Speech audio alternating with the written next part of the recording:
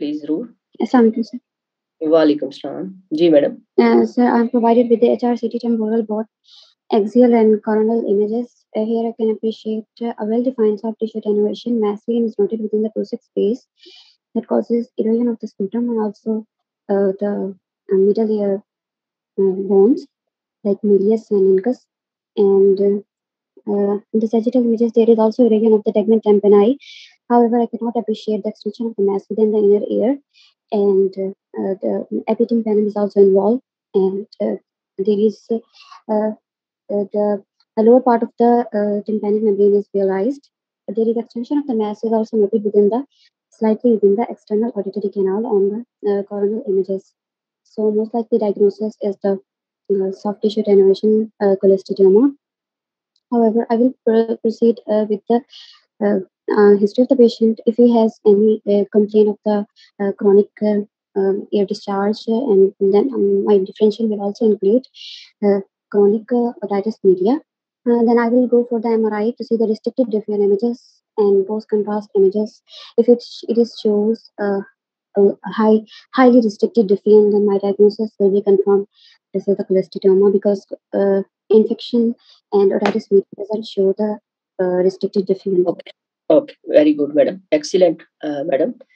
Madam ये जो आपने कहा ना कि MRI डिफ्यूजन रिस्ट्रिक्शन देगा और विद इनहेंसमेंट ये करेगा, तो इन दोनों की जरूरत नहीं होती, इसमें कंट्रास्ट इनहेंस स्टडी की भी जरूरत नहीं होती और MRI की जरूरत डायग्नोस्टिक पर्पस के लिए नहीं होती। ये सिंपल जो है ना, आपको इसी इमेज के ऊपर आपको जी जी इसी पे ही आप सिंपल सिटी स्कैन के ऊपर इसको आप डायग्नोस कर सकते हैं। ठीक है सर। कंट्रास्ट दिए बगैर भी और MRI के बगैर भी। हाँ, अगर आपने जब इसको थेरापेटिक जब करना है, आगे इसको रिमूव करना है, तो जो होता है ना कि भाई मैस देखने के लिए वहां कोई रह तो नहीं गया, कोई मैस दोबारा से रीजनरेट तो नहीं वहां कर गया, तो फिर वो DWI करवा सकते हैं पोस्ट ऑपरेटिव। ठीक है, तो टोमा के लिए जो है ना वो सिंपल आप सिटी पे इसको कर सकते हैं। मैडम इसमें आप मुझे प्लीज मार्क कर दें कि जो स्कूटम है वो कहाँ पे ये उसको इरोड कर रहा है। स्कूटम प्लीज आप मुझे मार्क कर दें इसमें। सर यहाँ पे होता है Scutum. Very good, excellent madam, excellent. और जो मैडम जो मेलियस है वो किधर है? सर यहाँ होता है इधर। यस, ये नजर आ रहा है ना, ये देखें, ये नजर आ रहा है, ये this one is the malleus, ये हेडोमेलियस, ये वाला। ठीक है, तो बेसिकली ये स्कूटम और हेडोमेलियस के दरमियान में ये मैस पड़ा हुआ है। ठीक है, प्रूसिक स्पेस इसी पे बनती है ना ये वाली, ये प्रूसिक स्पेस। ठीक है ना, तो बस इसकी सॉफ्ट टिश्यू डेंसिटी का होना और सराउंडिंग स्ट्रक्चर के ऊपर प्रेशर इफेक्ट देना। ठीक है, हाँ, और ठीक है, यही इसके डायग्नोसिस के लिए काफी होता है। ठीक है sir ji, thank you so much. Sir kindly इसकी एनाटॉमी बता देंगे? सर ये तो कोलेस्ट्रॉल ग्रेनुलोमा और कोलेस्ट्रोमा दोनों ही हो सकते हैं जी? नहीं, जो मैडम कोलेस्ट्रॉल ग्रेनुलोमा होगा ना, वो बेसिकली इनर ईयर में जो पिट्रस एपेक्स होता है ना, पिट्रस एपेक्स, वो उसका मैस होता है। ठीक है, पिट्रस एपेक्स के वो मैं अभी आपको दिखाऊंगा। पिट्रस एपेक्स के मैस में हम इनके DD रख सकते हैं, क्योंकि वहां पे जो कंजेनिटली कोलेस्ट्रोमा है ना वो वहां पे होता है, उसके साथ DD में आ सकता है पिट्रस एपेक्स में, बट नॉट हियर। ठीक है, यहाँ पे सिंपल ये अक्वायर्ड ये जो है ना कोलेस्टिटोमा होता है, और यही वो केस है जो मैंने आपको दिखाया है, अक्वायर्ड कोलेस्टिटोमा पार्स फ्लैसिडा से ये अराइज करता है। ठीक है, ये प्रूसिक स्पेस की एनाटॉमी का इमेज मैंने लगाया है। ये जो रेड मार्क है, दिस वन, ये जो रेड से मार्क किया है ये स्कूटम है। ठीक है, और ये जो ग्रीन मार्क की हुई स्पेस है ये प्रूसक स्पेस है, और ये हेड ऑफ मेलियस है। तो नॉर्मली ये एक प्रूसक स्पेस है। तो यहाँ पे टम्पैनिक मेम्ब्रेन होती है ना, जो यहाँ से निकल के नीचे जाती है, तो इस पार्ट जो टम्पैनिक मेम्ब्रेन का एक फ्लैसिड पार्ट होता है, ठीक है, वो वहां से ये अराइज करता है, और फिर ये अराइज करके इस प्रूसिक स्पेस में जाता है, और इस जो स्कूटम उसकी भी एरोजन करता है, और मेलियस जो है उसकी भी स्कूटम जो मिडिल ईयर की जो बोन्स है उनकी भी एरोजन होती है। ठीक है, और ये इसको जो जो इसकी रूफ है उसको इरोड करके ब्रेन में जा सकता है। तो ये बेसिकली कोलेस्टिटोमा, अक्वायर्ड कोलेस्टिटोमा का केस है। और सर इसमें एपिटिम्पैनम है, एपिटिम्पैनम ऊपर वाला जो ब्लैक सा एरिया है? यस यस यस, ये जो पार्ट है ना मैडम जिसमें प्रूसिक स्पेस पड़ी हुई है, ये एपिटिम्पैनम ही है, ये वाला। ठीक है, ओके। हाँ, उसके नीचे वाला पार्ट है हिपोटिम्पैनिक और हाइपोटिम्पैनिक, फिर इससे नीचे वाले पार्ट होते हैं। ये बेसिकली एपिटिम्पैनिक में ही होता है प्रूसिक स्पेस।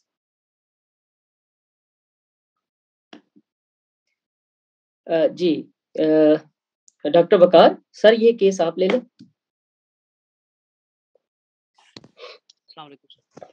वालेकुम सलाम। I'm provided with axial CT scan images at the level of the आवाज आपकी वकार थोड़ी आ रही है सर। अब बेहतर है? जी, अब बेहतर हुई है। जी sir I'm provided with axial CT scan at the level of the mandible condyles. In the provided image, soft tissue and bone window. In the soft tissue window, I can appreciate there is a heterogeneous well-defined lesion in the region of right parotid gland. It is basically a post-contrast image. I can also appreciate a heterogeneous enhancement of the lesion. It's and also a hypodense region. So the lesion is superficial. It is not extending into the deep part or tail into the deep part of the parotid gland. Left-sided parotid gland seems normal. अच्छा वकार, जी sir, इस पे थोड़ा सा focus करें आप। ये आप देखें कि ये वाला जो राइट पैरोटिड ग्लैंड है, क्या ये नॉर्मल नहीं है? क्या ऐसा नॉर्मल नहीं नजर नहीं आता पैरोटिड ग्लैंड? सर थोड़ा सा लार्ज है अपने साइज से, मतलब। और लेफ्ट वाला जो है वो ठीक है?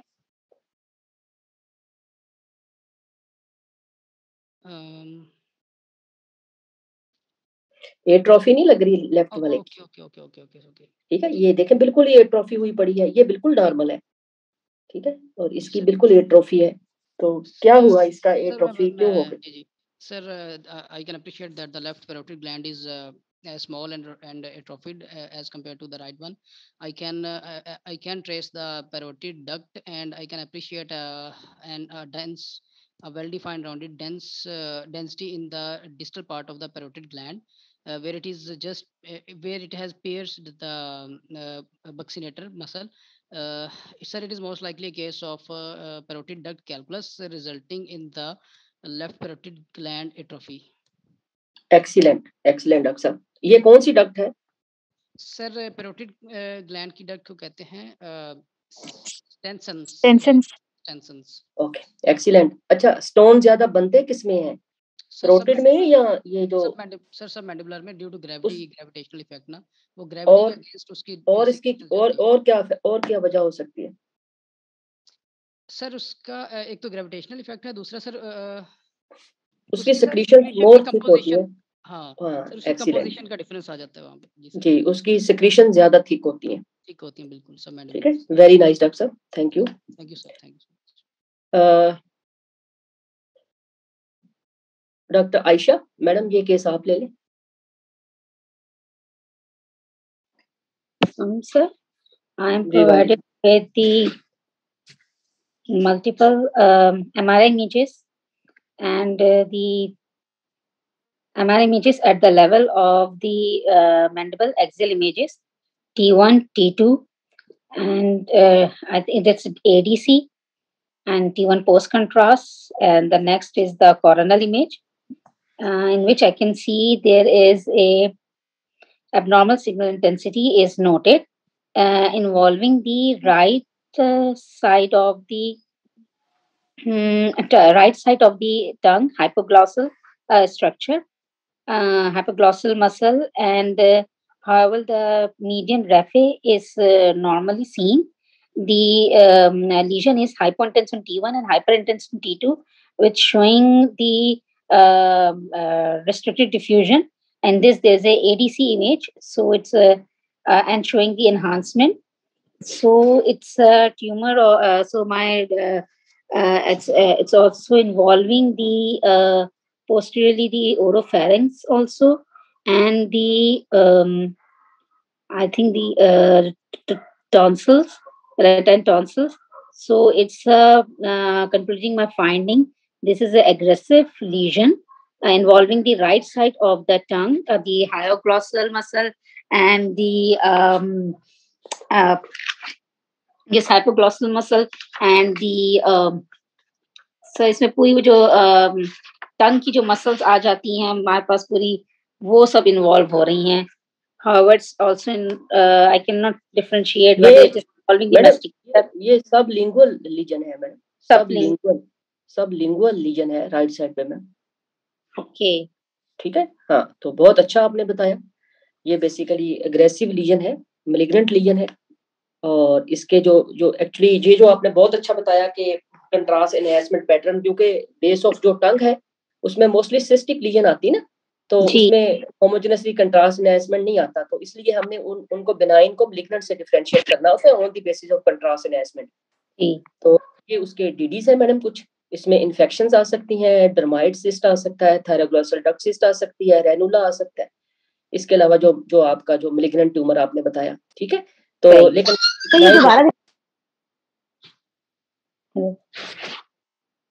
ठीक है मैम. हाँ,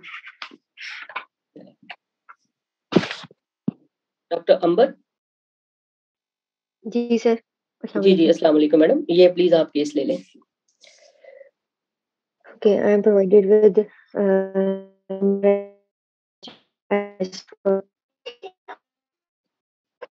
डॉक्टर अंबर, आवाज कट रही है आपकी.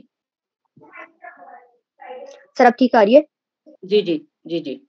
Okay, I am provided with the MRI images at the level of neck, T1, DWI, T1 post contrast, axial images, and then coronal, where I can appreciate a well-defined heterogeneous signal intensity area occupying the right side of the epiglottic region with the epicenter involving the carotid space.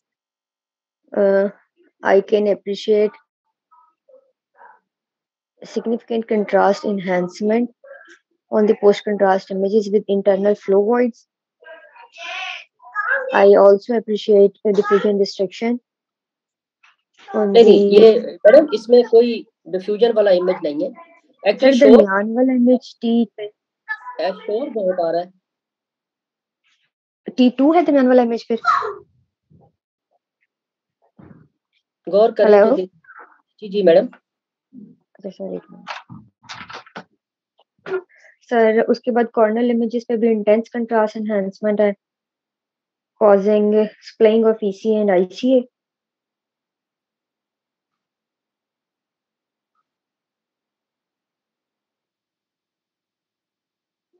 जी जी बताएं. Would include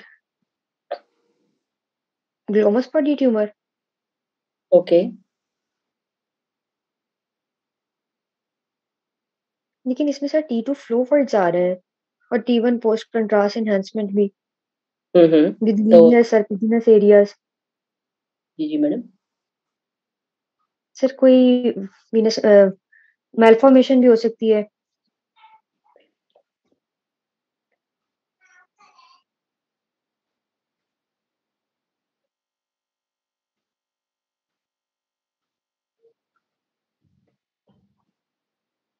sir बस. Okay ठीक है. तो इसके DD में madam क्या आएगा Glomus tumour को? Sir meningioma. ओके. और ग्लोमस. अब ये कहाँ का है मैडम? ये देखिए ना, ये करोटेड बॉडी का जैसे है ना, तो यहाँ पे ग्लोमस वगेल बनेगा. वगेल तो थोड़ा आगे नहीं होता? ग्लोमस वगेल अगर करोटेड बॉडी के लेवल पे होगा तो वो क्या करेगा मैडम?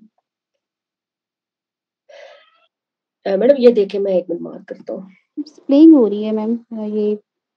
हाँ हाँ, ये रीसेंट ना, हाँ मुझे करोटेड बॉडी ट्यूमर भी लग ये रहा है। कौन सा करोटेड बॉडी ट्यूमर नहीं है? कौन सा है ये? कौन सा पहले सीक्वेंस बोले इसमें, ये कौन सा सीक्वेंस है? सर ये T1 है। और ये वाला?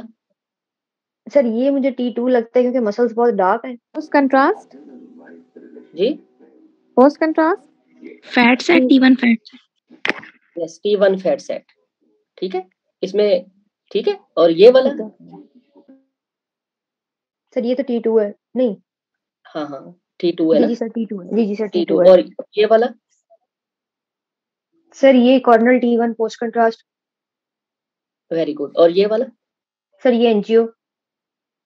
ये बेसिकली वॉल्यूम रेंडर्ड इमेज है, मिप इमेज। मिप इमेजेस, ठीक। तो इसमें मैम गौर करें कि आपको एक T1 के ऊपर एक एक मैस लीजन नजर आ रहा है राइट करोटेड बॉडी में, ठीक है। और मल्टीपल लेवल पे ऊपर हाइपर सिग्नल्स आ रहे हैं इसके अंदर, ठीक है।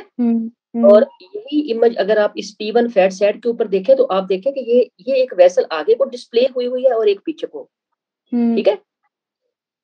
इंटरनल करोटेड और एक्सटर्नल करोटेड की इस मैस ने स्प्लेइंग कर दी। ये देखिए एक वेसल पीछे है, एक आगे है, ठीक है सर। हाँ स्प्लेइंग हो गई। और इसमें फ्लो वाइड भी आ रहे हैं, और इसमें भी देखें ये फ्लो वाइड आ रहे हैं T2 पे भी, जी सर। ठीक है। तो ये कौन सी पिक्चर दे रहा है? जो T1 पे हाइपर स्पॉट आ रहे हैं, हाइपर, और इसमें दोनों में फ्लो वाइड आ रहे हैं, तो साल्ट एंड पीपर, ठीक है। श्वानोमा। जी जी जी सर श्वानोमा नहीं, पैरागैंग्लियोमा, जिसको करोटेड बॉडी ट्यूमर भी कहते हैं ना, ठीक है। उसके जो साल्ट एंड पीपर बनता है ना, जो पीपर बनती है वो ब्लैक फ्लो वाइट से बनती है, और जो साल्ट बनता है वो T1 में जो हाइपर सिग्नल आ रहे होते हैं ब्लीड के। Sir please mark T2। This is the T2, ठीक है। और आप इसमें देखें कि ये वाला जो कंट्रास्ट इनहेंस इमेज किया है, इसमें इसने मैस ने स्प्लेइंग कर दी है इंटरनल और एक्सटर्नल करोटेड। ये नीचे कॉमन करोटेड आर्टरी है, ये इंटरनल और ये एक्सटर्नल करोटेड की स्प्लेइंग हो रही है, इसको कहते हैं लायर साइन, ठीक है। ठीक। हाँ, और ये वॉल्यूम रेंडरिंग जो इमेज है इस पे भी देखें कि इनहेंसिंग मैस है जो कि between the bifurcation of the common carotid artery ये पड़ा हुआ है, ठीक है। लायर साइन LYRE, ठीक है। अच्छा मैडम ये जो है अब ये करोटेड बॉडी ट्यूमर है, ठीक है। इसको हम अब इसके इसी जगह के ऊपर दो बहुत अच्छे डिफरेंशियल हो सकते हैं। कौन से? अगर तो वेगस नर्व पड़ी हुई ना इसके पीछे, वेगस नर्व से अब श्वानोमा भी बन सकता है, निकल सकता है, और पैरागैंग्लियोमा भी निकल सकता है। तो वो क्या करेंगे, वो इंटरनल एक्सटर्नल करोटेड आर्टरी को एंटीरियरली पुश किया होगा उसने, ठीक है। बिल्कुल। ये स्प्लेइंग नहीं होगी, ये स्प्लेइंग नहीं होगी, ठीक है। वो एंटीरियरली दोनों पुश किए होंगे। अगर श्वानोमा आएगा तो उसमें इस तरह की साल्ट एंड पीपर अपीयरेंस नहीं आएगी, और वो इतना इनहेंसिंग मैस नहीं होगा, ठीक है। अगर अगर अगर पैरागैंग्लियोमा हुआ वेगस नर्व का, तो वो भी इन दोनों को आगे को पुश करेगा, ठीक है। लेकिन उसमें बिल्कुल यही साल्ट एंड पीपर अपीयरेंस आएगी, और वो इंटेंस इनहेंसिंग मैस होगा। समझ आ गई बात की?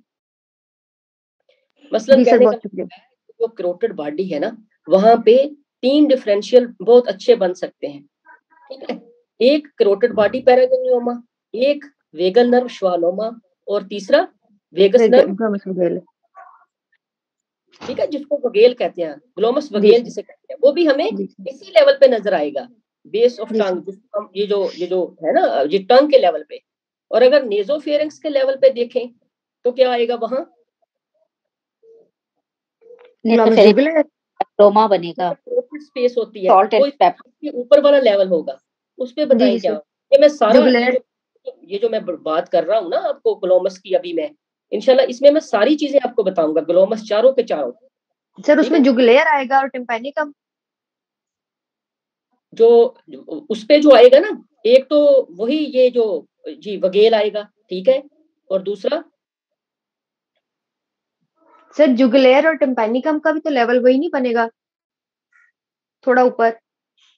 जी वो उसके ऊपर जो देखे ना, जो टिम्पैनिकम होगा ना मैडम, वो तो जी इनर ईयर में पड़ा हुआ होगा। जी जी जी वो तो टिम्पैनिक मेम्ब्रेन जो सॉरी टिम्पैनिक नर्व होती उससे निकलता है ना, वो आपको इनर ईयर में मैच पड़ा हुआ नजर आएगा। वो सबसे हाई लेवल पे होगा, वो सबसे ऊपर होगा। जो जुगलेर होगा ना और टिम्पैनिकम है, वो ऊपर वाले लेवल पे होंगे। मैंने अभी आपको एक करोटिड बॉडी वाला लेवल करवाया है, टंग वाला लेवल। जी मैं अब जी जी नेसोफेरिंक्स के लेवल पे पूछ रहा हूँ।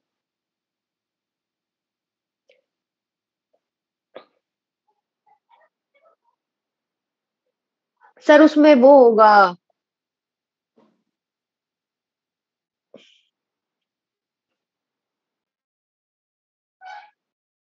जी जी एनीवन, कोई भी बोले। Excellent, synthetic schwannoma. जी जी सिंथेटिक श्वानोमा का हम डीडी किससे बनाएंगे? वेगल पैरागिंग्लियोमा से, ठीक है। तो क्या दोनों में फर्क होगा? जो सिंथेटिक श्वानोमा होगा ना, वो इंटरनल जुगुलर वेन और इंटरनल करोटिड आर्टरी दोनों को एंटीरियरली पुश किया होगा उसने, ठीक है। और जो वेगल का पैरागिंग्लियोमा होगा वो क्या करेगा? वो इंटरनल करोटिड आर्टरी और इंटरनल जुगुलर वेन की सप्लाइंग कर रहा होगा, और दोनों में सिग्नल का भी फर्क होगा। कभी भी श्वानोमा इतने इंटेंस इनहेंसमेंट नहीं देते और कभी भी उनमें साल्ट एंड पीपर अपीयरेंस नजर नहीं आती। ये सारी जो दो ही चीजें हैं ना, एक इसकी लोकेशन का, तीसरा वेसल्स के साथ ये क्या कर रहे हैं, और जो तीसरा है वो इनकी इनहेंसमेंट कैसे है। इन्हीं तीन बेसिस के ऊपर हमने इनको डिफरेंशियल में देना है, ठीक है। तो जो श्वानोमा होंगे वो इंटेंस इनहेंसमेंट नहीं होते और साल्ट एंड पीपर अपीयरेंस भी नहीं आती। ये ग्लोमस ट्यूमर की ये प्रॉपर्टी है। जो टंग का लेवल होगा वहां 3 होते हैं जिनको हमने डिफरेंशिएट करना है। जो नेजोफेरेक्स जिसमें करोटिड बॉडी का जो लेवल होगा वहां हमने सिंथेटिक चेन श्वानोमा से हमने पैरागिंग्लियोमा ऑफ वेगस नर्व करना है, ठीक है। और फिर ऊपर के जो है उनमें ग्लोमस टिम्पैनिकम है जो कि मिडल ईयर में पड़ा होगा, और फिर उसके ऊपर जो है वो ग्लोमस जुगलेर है, ठीक है, जो जुगलर फोरामेन में पड़ा होगा। जुगलर बल्ब होता है ना उस वेसल्स का, उसके अंदर वो पड़ा होता है, वहां से वो राइज करके आगे को ईयर की तरफ आता है एरोड करके, और जो टिम्पैनिकम है वो एरोड करके ब्रेन की तरफ जाएगा। आइडिया हुआ कुछ? जी सर। इसको एक दफा देख भी लीजिएगा, ठीक है। तो ये चारों चीजें मैंने आपको बताई हैं अभी। जी सर। सर एक क्वेश्चन है, ये जो कॉन्ट्रालेटरल साइड पर पर्पल मार्क किया था, ये बिलियन है या कोई नॉर्मल Submandibular gland, left.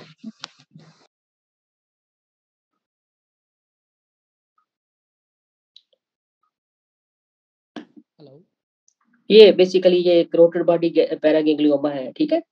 इसमें जो इनलार्ज लिम्फ नोड भी आ सकता है, सूडो एनोरिज्म भी। बहरहाल श्वानोमा जो है ना, वेगल नर्व श्वानोमा और वेगस नर्व पैरागिंग्लियोमा, ये मेन इसका डीडी बनेगा। अच्छा इसमें क्या करेंगे? इसको ऑब्जर्व करते हैं, इसको फर्दर ऑब्जर्व करते हैं, ठीक है। अगर ये वेगल न्यूरोपैथी, क्योंकि वेगस नर्व पोस्टीरियर पड़ी हुई ना, अगर उसकी न्यूरोपैथी होनी शुरू हो जाए या ये ट्यूमर ज्यादा लार्ज साइज में हो तो वो फिर हम इसको एक्सरसाइज करते हैं। अच्छा इसकी एक्ससीजन से पहले क्या करेंगे? डाउन साइजिंग करते हैं। Down sizing, embolisation. Ascending फ्रेंजियल artery इसकी सप्लाई होती है ना, उसकी एम्बोलाइजेशन करते हैं।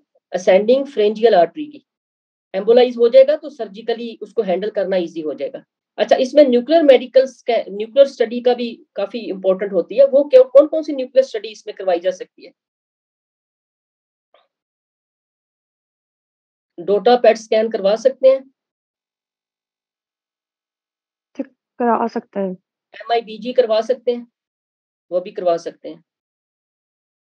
ऑक्ट्रियाइड स्कैन वो भी करवा सकते हैं, क्योंकि इसके साथ और भी पैरागैंग्लियोमा की एसोसिएशन होती है ना एब्डोमेन में भी।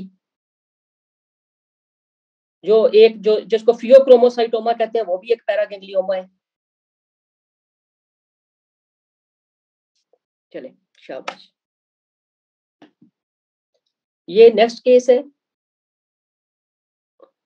डॉक्टर मरियम अदनान मैडम, ये आप ले लें। जी sir, I'm provided with the MRI at the level of the base of the skull, axial T1 and T1 post contrast, T2 weighted and sagittal T2 and T1 post contrast images. Here I can appreciate there is a large, a well-defined abnormal single intensity mass lesion centered within the nasopharynx posteriorly, and the mass is also extended within the cavernous sinus and also the suprasellar region. It is also extending superiorly and causes erosion of the clivus. Because I cannot appreciate clivus separately. There is um, carotid vessels are encased bilaterally, and extension of mass is also noted bilateral infratemporal fossa. Mass also causes medial pterygoid muscles are also encased by the mass, and posterior nasal cavity and extension of mass also noted within the posterior nasal cavity and also within the right maxillary sinus. So this is aggressive mass lesion. It shows heterogeneous post-contrast enhancement. However, extension of mass posteriorly is not seen within the brainstem, and in the provided images, the lateral abnormal signals is located seen on the left side of the cerebellum uh, because of the mass effect or because of the extension. So this is the aggressive mass of the nasopharynx posteriorly in sphenoid sinus is also involved by the mass. So it is aggressive mass of the my differential will be the carcinoma of the nasopharynx. Other differential include the clivus chordoma. However, I cannot appreciate a large flow wide to see any calcification because chordoma include calcification within it. So this is वो calcification जब भी हमने देखनी हो ना madam, तो हम city की हेल्प लेंगे, एमआर पे हम सही तरीके से नहीं जज कर पाते, ठीक है? तो कैल्सिफिकेशन के लिए सिटी बोलना चाहिए हमें। तो बहरहाल इसमें आप सैजिटल पे देखें तो आप देखें कि क्या ये लीजन ये जो फेरेंक्स से निकल रही है या ये बिल्कुल टिपिकली क्लाइवस की लीजन है। आपने बहुत अच्छा बताया कि ये जो है नेजोफेरेंक्स का मैस है, लेकिन इस पे सैजिटल पे आप देख सकते हैं इसको कि ये कहाँ का मैस है। सर इन्वॉल्व तो उसने सारा एरिया किया, क्लाइवस डिस्ट्रॉय हो चुकी है पूरी तरह से। इसका मेन एपिसेंटर किधर है मैम? स्फीनॉइड साइनस में और क्लाइवस में। एपिसेंटर ये नहीं, ये एक मिनट में मार्क करता हूँ। जी सर। ये मैम ये क्लाइवस बोन नहीं है, मेन सेंटर तो वही पड़ा हुआ है। क्लाइवस जी सर। ठीक है, हाँ ये सारा क्लाइवस है। और ये कौन सा है? ये कौन सा सीक्वेंस है? ये वाला सर T2 एटेड इमेजेस हैं। Very good. क्लाइवस ये जो होता है ना कॉर्डोमा, ये T2 पे एक्सटेंसिवली हाइपर इंटेंस होता है, ठीक है? This one is T1 axial, this one is T1 post contrast axial, this one is T2, this one is T2 and this one is T1 post contrast images। Ji sir. तो आपने DD बहुत, और क्या DD madam आएंगे इसमें? Sir इसमें आते हैं हमारे पास कोर्डोमा आता है और कार्सिनोमा जो होता है हमारे पास स्क्वेमस सेल कार्सिनोमा नोज़ोफेरेंक्स आता है, और सर मेनिंजियोमा, लेकिन इसकी जो शक्ल है वो मेनिंजियोमा जैसी नहीं है, मतलब इट इज एग्रेसिव नहीं है। और सर कॉन्ड्रोब्लास्टोमा है। जी सर। सुप्रासेलर मासेस आ सकते हैं वो उसको कैसे डिफरेंशिएट करेंगे इससे? सर कॉन्ड्रोब्लास्टोमा होता है वो ऑफ मिड लाइन होता है, जबकि ये मिड लाइन होता है। Very good. वो कहाँ से अराइज करता है मैडम कॉन्ड्रोसार्कोमा?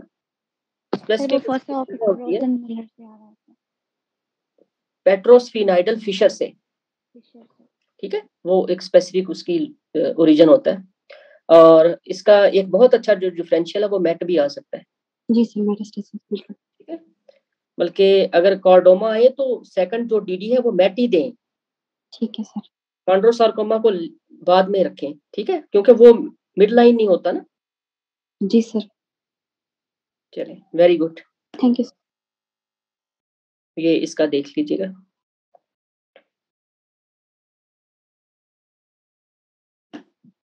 चलिए, ये वाला जो है वो नेक्स्ट केस है।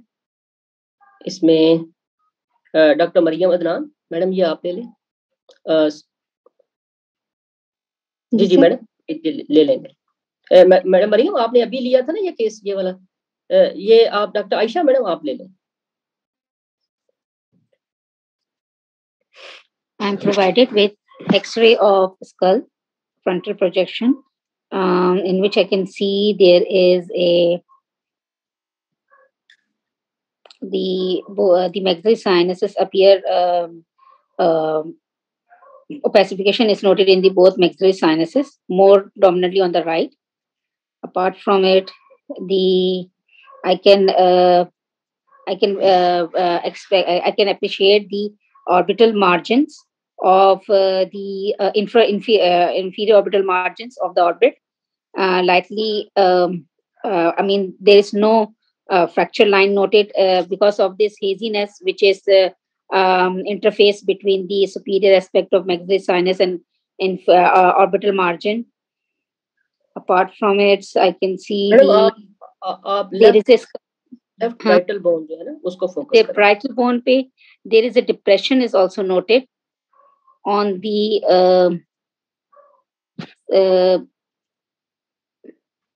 से इसके जो है ना ये एक तो डिप्रेशन ऊपर आ रहा है, बट आई इसको फोकस करें जी। ये जो आ रहा है that's a lucency is coming.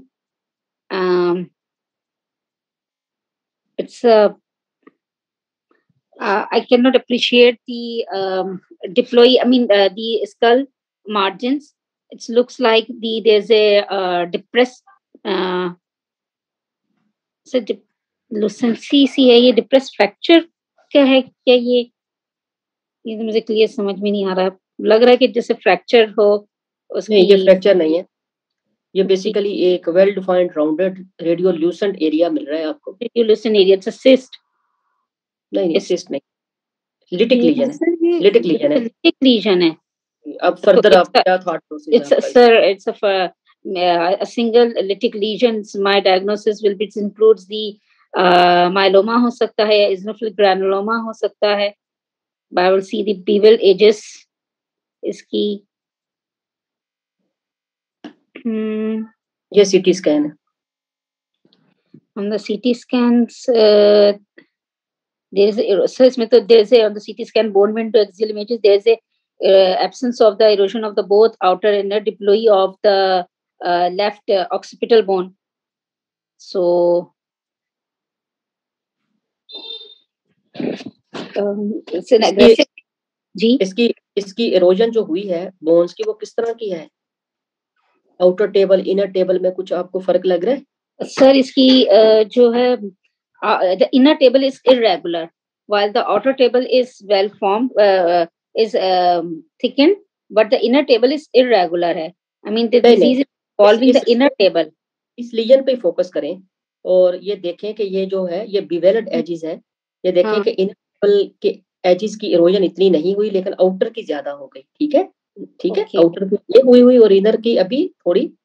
तो ये बिवेल्ड एजेस है। Okay, LCH।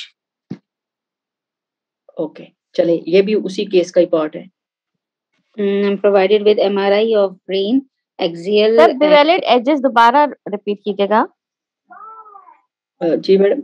Madam bevelled edges का मैंने ये कहा है कि जो आउटर टेबल है ना उसकी इरोजन ज्यादा हो जाती है as compare to inner table. ठीक है, तो ये एक एंगल का बन रहा है ना, ये देखें, ये बिवेलेड एजेस होते हैं। सर इसमें तो इलेक्ट्रोवेलेंजिस भी नहीं लग रहा, ग्रोइंग स्कल फ्रैक्चर। क्या सर ग्रोइंग स्कल फ्रैक्चर भी नहीं लग रहा? वो इसकी डीडी में रख सकते हैं इस इमेज के ऊपर। ठीक है, उसमें प्रीवियस हिस्ट्री होगी हमें ट्रॉमा की, और फिर एमआर के ऊपर उसमें मल्टीपल एनकेफलोमलेशिक एरिया आएगा, लेकिन इसमें कोई प्रीवियस हिस्ट्री नहीं है ट्रॉमा की। और मैंने वो जो इमेज ये वाला लगाया, अब इस पे देखें मैडम।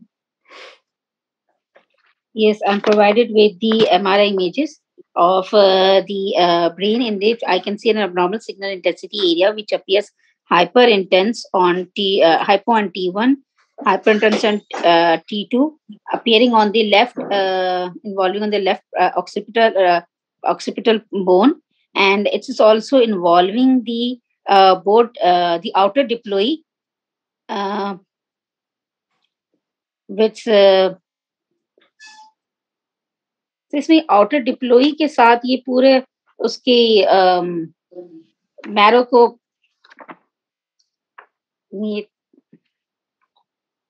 ऐसे मुझे इतने अच्छे नहीं समझ में आ रहा है ये इस बार।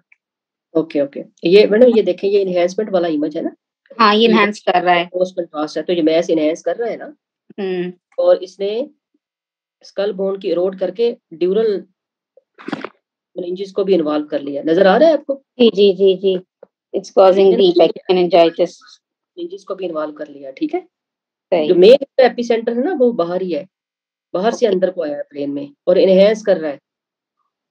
ठीक है, तो मेनिंजियोमा नहीं वो ये उसी का पार्ट है ना मैडम, LCH को मैंने बताया, ये LCH ही है। ओके, सही। सर इसके डीडी में हेमेंजियोपेरिसाइटोमा भी आ सकता है? मेंजियोपेरिसाइटोमा में वो बेसिकली आपको उसमें ना जो मेन बल्क होगा ना लीजन का, वो ड्यूरा से अराइज करता हुआ मिलेगा और उसकी ब्रॉड बेस होती है। ठीक है, उसमें कैल्सिफिकेशन भी आपको मिल सकती है। ठीक है सर, उसकी ब्रॉड, ये तो बाहर से अंदर को लीजन आ रही है जी, और मोर अग्रेसिव लीजन होती है मेंजियोपेरिसाइटोमा। इसका सर एपिसेंटर क्या बताया है मैडम? ये बोन ही है इसका एपिसेंटर जो है ना। जी, बोन है और कुछ सॉफ्ट टिश्यू सराउंडिंग कंपोनेंट है।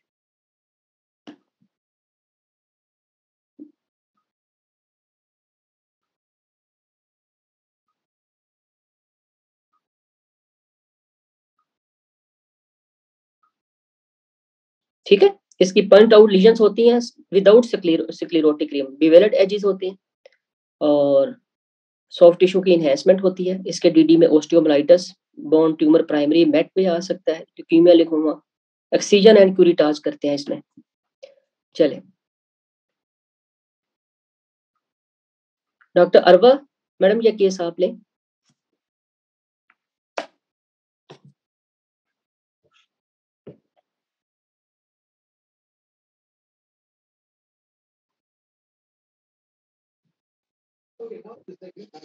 Assalamu alaikum. वालेकुम सलाम madam. X-ray skull lateral and frontal projection showing thickening of the this thickening of the diploic space and multiple lytic and sclerotic lesions involving the whole of the calvarium. Involving whole of the calvarium, the skull, the calvarium is involved more than the facial bones. My DTs would include melanoma and multiple metastases. I would further like to proceed with blood picture of this patient and CT scan. Okay madam, और क्या मिल रहा है आपको? Myeloma होने के लिए क्या जरूरी होता है? Punched out lytic lesions. Mets and myeloma. दोनों कैसे डिफरेंशिएट करेंगे आप?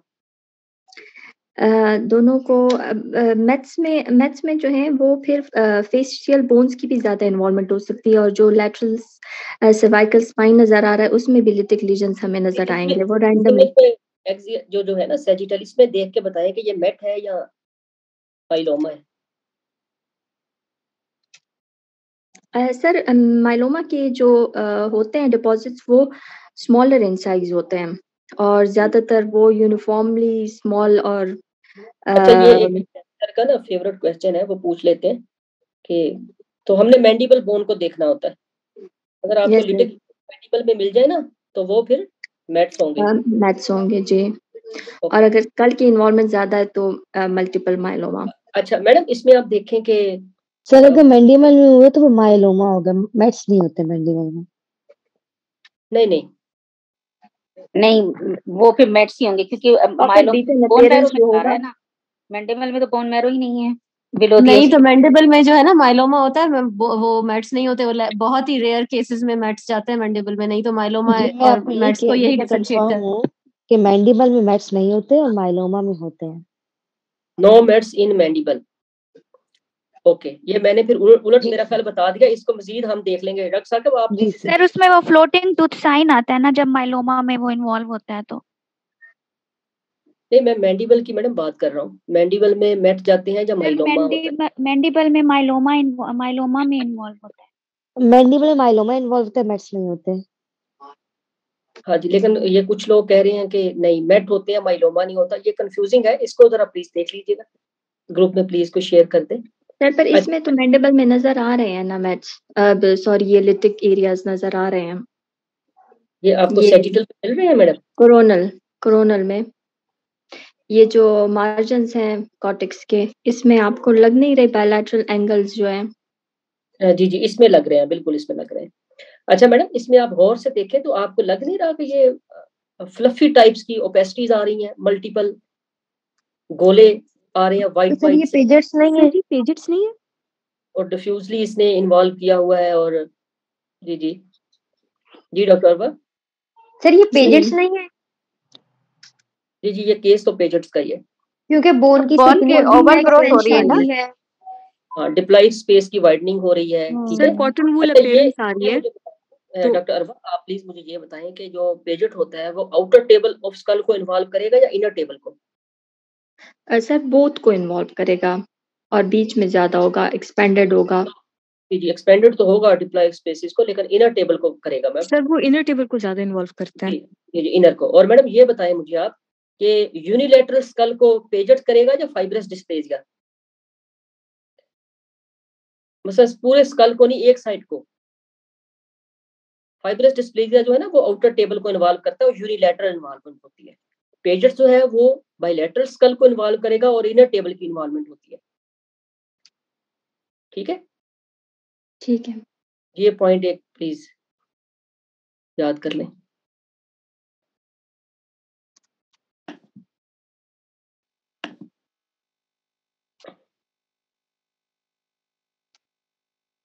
अच्छा, और इसमें न्यूक्लियर स्टडी के ऊपर हम पेजेट्स को फाइब्रस डिस्प्लेजिया से कैसे डिफरेंशिएट करेंगे?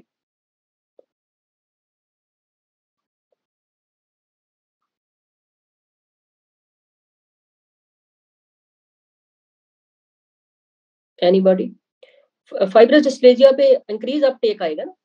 हाँ जी, और इसमें नहीं आता पेजेट्स में। और पेजेट्स में तीनों पेजेस में इंक्रीज अपटेक आता है, दोनों लिंकन साइन आता है पेजेट्स, दोनों में इंक्रीज होता है सर, दोनों में नहीं ज्यादा आता। तो असलम भाई कैसे फिर इसको देखेंगे फर्दर, डिफरेंशिएट कैसे करें? दोनों में इंक्रीज आता है। और ये जो कंसेप्ट आप बता रहे हैं ना, इसकी क्लियर कट जब तक न हो ना, फॉर एग्जांपल वो बेवल्ड एजेस आपने दिखाया तो वो जो है ना MRI पे इतना नहीं होता, वो जो है ना बेवल्ड एजेस वाला एक्सरे पे हम जो है ना और सिटी स्कैन पे क्लियर कर देते हैं। एक्सरे पे हमें डाउट मिलता है कि आउटर और इनर टेबल की डिफरेंशियल रिजॉर्प्शन होती है, यानी एक टेबल ज्यादा और एक कम, तो उसकी बेवलिंग हो जाती है। और जो MRI है उस पर हमें सिर्फ सॉफ्ट टिश्यू मिला और उस पर वो बेवल्ड मार्जिन जो है ना वो बहुत कम जो है ना आइडेंटिफाई और परसेप्टेबल होते हैं। इस तरह ये जो जो जो आपने पेजेट्स का देखा है केस, तो इसमें दोनों जो टेबल की आपने थिकनिंग बताई, दोनों टेबल्स इन्वॉल्व हैं और कार्टन वूल अपीयरेंस है और लेटिक भी है और उसमें फिर स्क्लेरोटिक भी है, तो ये पेजेट्स को ज्यादा सपोर्ट करती है। बोन स्कैन करोगे तो दोनों का जो है ना वो रेज होगा। इसमें आगे हम फिर सीरम अल्कलाइन फास्फेटेज, कैल्शियम और वो जो है ना सीरम कैल्शियम अल्कलाइन फास्फेटेज और एक और टेस्ट है, तो उस पे हम फिर इसकी डिफरेंशिएशन करते हैं। ठीक है। और जो ये है कि जो है ना पेजेट्स वो बेसिकली ज्यादातर इन्वॉल्व करता है कल्वेरियम को, तो उसकी अपटेक कल्वेरियम में ज्यादा आती है, जबकि एफटी जो है वो स्फेनॉइड बोन या जो बेस ऑफ स्कल है मेनली उसको उसमें उसकी अपटेक ज्यादा आती है। सर मेरी आवाज आ रही है? जी आवाज आपकी लो है, लाउड कर देना वकार भाई। जी जी सर, अब आवाज आ रही है? थोड़ा सा और ऊंचा कर दें। सर मैंने मैक्सिमम की हुई है सर, अब ठीक है आवाज? जी जी बोले सर। सर मैं कह रहा हूँ कि जो पेजेट्स है ना, उसमें आप देखें कि कल्वेरियम को प्रेफरेबली पेजेट इन्वॉल्व करती है, तो कल्वेरियम में अगर ज्यादा अपटेक आएगा तो वो फेवर करेगा पेजेट्स को, जबकि एफडी जो है फाइब्रस डिस्प्लेजिया वो स्फेनॉइड बोन और बेस ऑफ स्कल को प्रेफरेबली इन्वॉल्व करती है। तो अगर वहां पे आता है ना ज्यादा अपटेक, तो वो फिर इसको एफडी को करेगा। और एक साइन आता होता है पायरेट साइन, वो उसका है फाइब्रस डिस्प्लेजिया में आता है, जैसे पायरेट्स की एक आंख के सबसे ऊपर आसान बात ये वकार भाई, तो फेशियल पेजेट्स में बोन्स आपका ज्यादा इन्वॉल्व होती है। पेजेट्स में आपका लिटिक है, स्क्लेरोटिक का और मिक्स्ड, और फाइब्रस डिस्प्लेजिया का सीधा सीधा है कि वो उसमें ग्राउंड ग्लास है। मैट्रिक्स पे हम जो है ना दोनों को डिफरेंशिएट कर देते सर हैं। उसकी जो है ना पेजेट्स की स्टेजेस पे भी डिपेंड करता है, अब उसकी स्टेजेस पे कि अपटेक किस स्टेज में होती है, तो वो इस पे भी डिपेंड करता है, और हर स्टेज में नहीं होती अपटेक ना, और बाकी फाइब्रस डिस्प्लेजिया की तो हर मतलब उसका स्टेज होती ही नहीं है, तो इसलिए उसकी अपटेक वैसे ही आती है पूरी through out. Yes, this is the point, this is the point. Sir दोनों फेजेस में आती है, स्क्लेरोटिक में ऑलमोस्ट नॉर्मल होती है।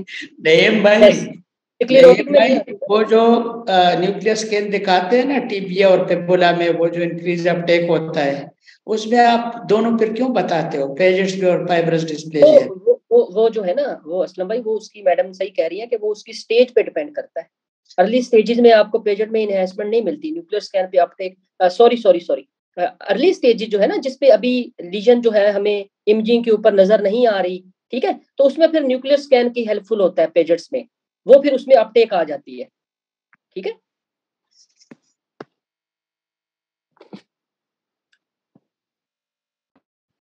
सिर्फ जो है ना पेजेट्स में सिर्फ ये देखने के लिए हम न्यूक्लियर स्कैन करवाते हैं कि अभी लीजन जो है वो एक्सरे वगैरह पे या और कोई मोडेलिटी पे हमें नजर नहीं आनी शुरू हुई होती, तो हम डाउट में होते हैं कि कहीं ये पेजेट तो नहीं, फिर उस केस में न्यूक्लियर स्कैन हेल्पफुल हो सकता है। सर एज का भी तो डिफरेंस होता होगा? जी जी, एज का भी डिफरेंस है, बिल्कुल मैडम। डॉक्टर असलम सर, ये केस आप ले लें।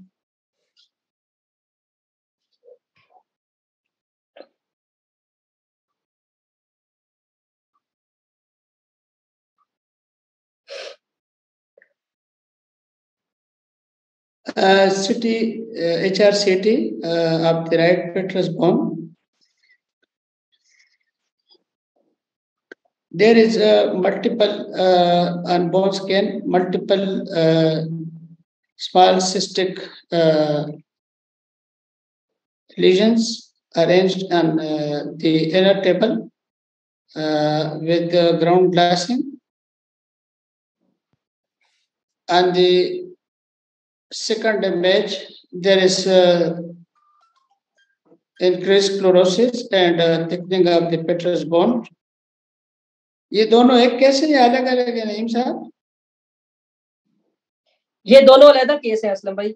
यही तो यार, वो एक में तो इंक्रीज क्लेरोटिस, असलम भाई दोबारा देखिए, आपसे एक्सपेक्ट नहीं कर रहा मैं ये दोनों को साथ लगाना जरूरी था। अच्छा, एक में फ्रैक्चर है, तो वो फ्रैक्चर जो है ना वो अलॉन्ग दी, उसकी जो है ना वो अलॉन्ग दी लॉन्गिट्यूडनल फ्रैक्चर है, along the long axis of the पेट्रस bone है, तो ये लॉन्गिट्यूडनल फ्रैक्चर है, और दूसरे में ट्रांसवर्स फ्रैक्चर है। लेकिन उसके साथ जो है ना ये मल्टीपल लेटिक जो है ना small lucent inner aspect of the inner table पे आ रहे हैं, तो ये जो है ना एक ट्रांसवर्स फ्रैक्चर है और एक जो है लॉन्गिट्यूडनल है। ये वाला कौन सा है? ये वाला, ये जो स्क्लेरोटिक बोन के साथ है ना, ये वाला कौन सा है भाई? ये वाला फर्स्ट वाला जो ये वाला कौन सा है? कौन सा आप मार्क कर लगाऊं? ये प्लीज आपको नजर आ रहा है? ये जो मैं हाँ, ये तो लॉन्गिट्यूडनल है ना, along the long axis of the पेट्रस bone है ना, ये लॉन्गिट्यूडनल। इसमें क्या क्लिनिकली क्या होगा लॉन्गिट्यूडनल? इसमें ये कि ये जो इसका जो है ना ये मेलियस और एनकस, वो जो कंडक्टिव हेयरिंग लॉस होती है इसमें। एक्सीलेंट। और ये दूसरे में फेशियल नर्व को जो है ना, ये देखो ये फेशियल नर्व को जो है ना ट्रांजैक्शन हो रही है उसकी, तो सेंसोरी हेयरिंग न्यूरल लॉस होती है। एक्सीलेंट। ठीक है, ये डॉक्टर साकिब ने ये एक बताया हुआ है पहले भी कि जो लंबा होगा ना वो लॉन्गिट्यूडनल होगा। ये देखें, अलोंग दी टेम्पोरल बोन जो होगा वो लॉन्गिट्यूडनल होता है, और यही बेसिकली उड़ाएगा मेलियस इनकस और स्टेफिस को, और कंडक्टिव हेयर लॉस करवाएगा। और ये वाला जो होता है ये फेशियल नर्व सेंसोरी ट्रांसफर्स होगा और ये कट करेगा, ठीक है, फेशियल नर्व को ये कट करेगा।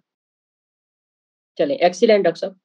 और ये भी अक्सर उल्टा बता देते हैं, जितने भी हमने क्लासेस लिए ना, तो ये जो ट्रांसवर्स को जो है ना लैंगिट्यूडनल बना देते हैं और ये दूसरे को जो है ना, और मोस्ट ऑफ द केसेस में ये मिक्स भी होता है, ठीक है, तो मिक्स को भी हमने देखना होता है और साथ में जो जो इसकी एसोसिएशंस हैं वो भी हमने देखनी है।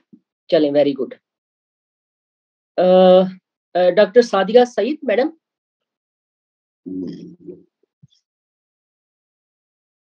डॉक्टर सादिया मैडम, सादिया आप नहीं है?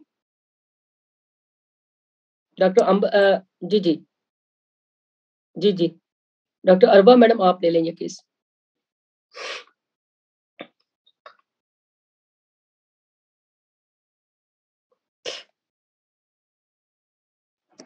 सर मैं ले लूं?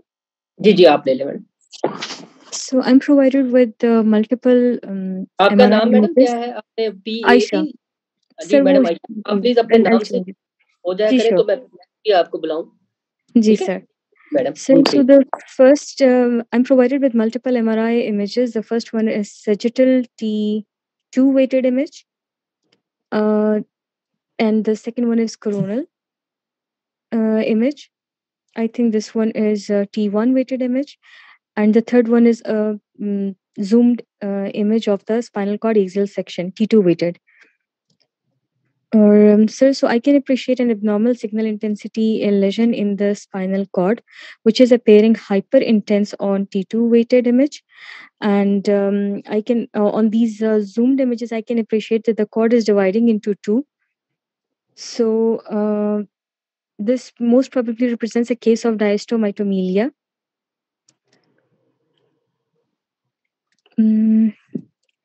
And I would further look for the images more caudally to look if there is any evidence of tethering. And so, sir, summing up my findings, this is a case of diastomitomelia. Excellent, madam. Very nice. Madam ये जो first A image है, इसमें जो ये जो arrow mark किया गया, ये क्या है मैम? सर ये तो सिरिंक्स है। सिरिंक्स। एक्सीलेंट। और ये जो शॉर्ट एरो हेड है, ये वाला मैम, ये क्या है? सर ये कोनस मेडुलारिस दिखाया हुआ है, जो थोड़ा सा लोअर डाउन है।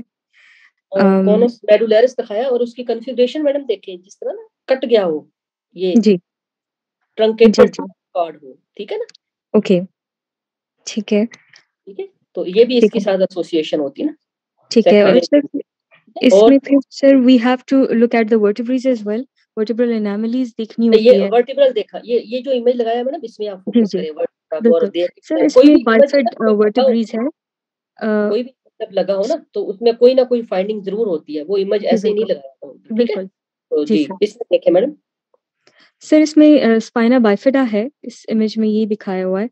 So sir because this is associated with spina bifida. Okay okay, ये देखिए ना, आपको बटरफ्लाई शेप वर्टिब्रा मिल रहे हैं इसमें, सेगमेंटल एनामलीज। और इसमें मैम ये देखें, सी में क्या है? सी में एक ये जो हाइपर इंटेंस सिग्नल है, ये क्या है मैम? सर ये सिरिंक्स दिखाया हुआ है। और फिर ये नीचे जो हाइपर इंटेंस है, सर ये भी सिरिंक्स ही है। एक्सीलेंट एक्सीलेंट, ऊपर भी सिरिंक्स है और नीचे भी सिरिंक्स है। और इन दोनों के बीच में क्या है मैम? सर ये सीएसएफ कॉलम है जो सेपरेट कर रहा है दोनों कॉर्ड्स को। एक्सीलेंट, ये क्लेफ्ट आ गया, एक कॉर्ड राइट पे रह गई, एक लेफ्ट पे रह गई। और मैडम आप एक्सियल पे बताएं मुझे कि ये कौन सी टाइप का डायस्टोमेटोमेलिया? सर मुझे टाइप्स इस टाइम याद नहीं है। ओके चलें, पर इसमें आप देखें तो इसमें spinal cord is divided into two parts. जी सर। जी, सिंगल जो सराउंडिंग उसकी ड्यूरल सैक है वो एक ही है, ठीक है? जी तो ये टाइप 1 हो गई। ओके ठीक है, जिसमें कोई सेप्टम नहीं है, क्योंकि इसमें मोस्टली कभी-कभार कार्टिलेजिनियस या ओशियस सेप्टम होता है जो इसको डिवाइड करता है और उनके दो सेपरेट ड्यूरल सैक होते हैं, लेकिन इसमें नहीं है। It is lying within one dural sac. हाँ, जो वन ड्यूरल सैक में मैडम होता है ना, जिनकी सैक एक ही होती है, तो वो बेसिकली टाइप 2 होता है। सॉरी मैं पहले उल्ट बोल गया, वो टाइप 2 होता है। ठीक है ठीक जो है। टाइप 1 होती है ना, जिसको बोनी सेप्टा ने डिवाइड करना होता है, उसमें अपनी अपनी ड्यूरल सैक होती है। हर कॉर्ड की अपनी सैक होगी, वो मैंने इमेज आगे लगाया, मैं आपको उस पर दिखाता हूँ। ठीक है जी मैडम, इसमें देखें आप, इस पे मैडम देखें, इस लोअर रो आप देखें कि मैडम ये देखें कि इसमें हर कॉर्ड की अपनी अपनी एक ड्यूरल सैक है। बिल्कुल सर। जी और सर। अगर आप इस इमेज पे देखेंगे ना, आपको ये एक व्हाइट सा स्पॉट मिल रहा है, ये जो, क्योंकि बोनी सेप्टा होता है ना, तो बोन के सिग्नल आएंगे उसमें, तो जी ये बिल्कुल। नजर आ रहा है पीछे थोड़ा सा पार्शियल सा उसका वॉल्यूम जैसे आ रहा है। जी सर। सर ये तो हाइपो इंटेंस नहीं है, बोन वाली सिग्नल्स है। बोनी जी सेप्टम सर। बेसिकली डिवाइड करेगा ना 2 में, जिसमें हर जी कॉर्ड सर। की अपनी एक ड्यूरल सैक होगी, तो ये बेसिकली जी टाइप 1 है। ओके ठीक है, हाँ, ठीक है जिसमें बोनी सेप्टम होता है। जो फाइब्रस सेप्टम ठीक है। होगा ना, ये जी जी वाला, ये बेसिकली, तो ये टाइप 2 में होता है, जिसमें टाइप 1 में आपको फाइब्रस सेप्टा नजर आता है बिल्कुल जेट ब्लैक। ठीक है, ओके टाइप 2 में जो उसकी टाइप 2 होगी ना, उसमें जी आपको फाइब्रस सेप्टम नजर ही नहीं आता। ठीक ठीक है है, सही। उसमें बिल्कुल फाइब्रस सेप्टा नजर नहीं आता होता, और सबसे कॉमन भी वही होती है। ओके हाँ, जिसमें मतलब कहने का है कि टाइप 2 में आपको एक स्प्लिट कॉर्ड मिलेंगी, जिसमें सिंगल ड्यूरल सैक होगी, और उसमें ओके आपको फाइब्रस सेप्टा जो है वो नजर नहीं आता उसमें। ओके ठीक है सर। ये उसकी टाइप्स है। तो मैडम इसके अलावा और कौन सी एसोसिएशन होती हैं? सर इसके साथ टेथर्ड कॉर्ड होता है, और इसके साथ सर यही जो वर्टिब्रल एनामलीज थी, और सर ये जो है होता है due secondary to some infection, some tumours, और सर बस। इसके अलावा जो एक्टोपिक किडनीज और ये जो है हॉर्सशू किडनीज, ठीक है, इसके ओके अलावा हाँ, ओवरीज और यूट्राइन की एनोमलीज, रेक्टम की एनोमलीज, एनल अट्रेसिया वगैरह, वो भी साथ में इसके। जितनी ज्यादा एसोसिएशन ज्यादा होंगी, उतना वर्स प्रोग्नोसिस होगा इसमें मैम। ओके ठीक है सर। Excellent ma'am. सर ये जो सी इमेज है, सी इमेज एमआरआई का, उसका क्या सर था? जी मैम, हाँ ये वाला जो जी जी सर, इसमें डॉक्टर साहब ये है कि आप देखें कि एक ऊपर सीरिंग्स बना हुआ है, ठीक है, एक नीचे सीरिंग्स है, और बीच में आपको एक क्लेफ्ट मिल रहा है।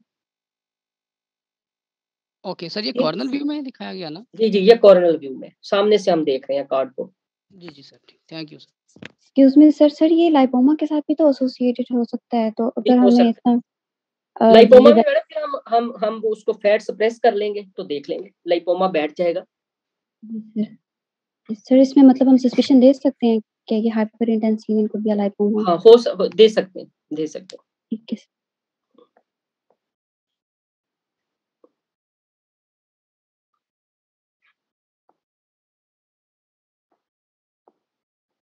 Doctor Aslam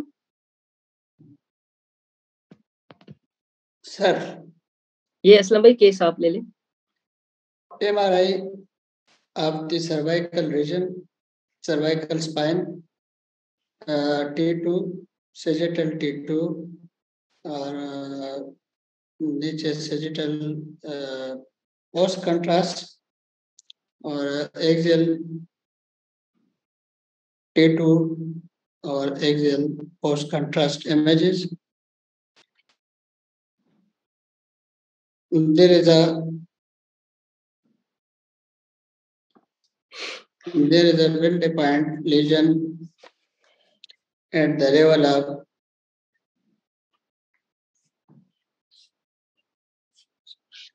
cervical 6 in the medulla of the spinal cord.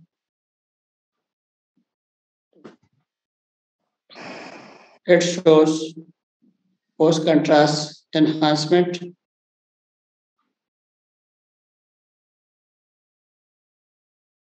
And the axial images.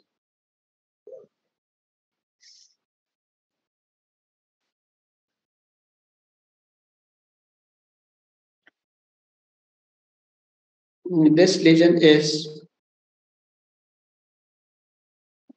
within the medullary canal, and axial images also shows post-contrast enhancement. And this is medullary lesion. It is in the cervical region, and it involves one segment. I'll ask the age of the patient.